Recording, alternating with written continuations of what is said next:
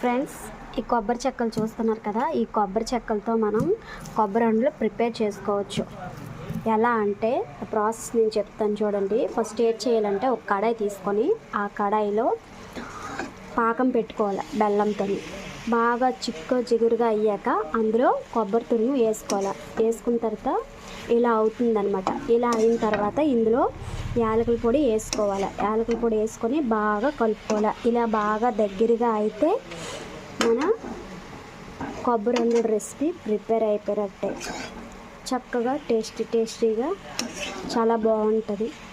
ఇందులో నెయ్యి కూడా యాడ్ చేసుకోవచ్చు, మన ఇష్టం.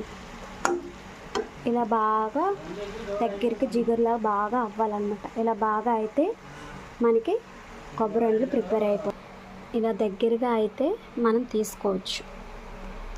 సో ఇలా దగ్గరగా బాగా అయిన తర్వాత చూసారు కదా, ఇలా ఉండల్లా చేసుకోవచ్చు అనమాట. ఇలా ఉండల్లా చేసుకొని తినొచ్చు. చాలా చూసారా ఎంత జ్యూసీగా ఎంత బాగా కనబడుతుందో.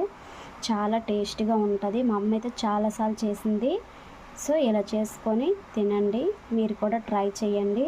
హెల్త్కి ఎంతో మంచిది కొబ్బరి ఉండలు.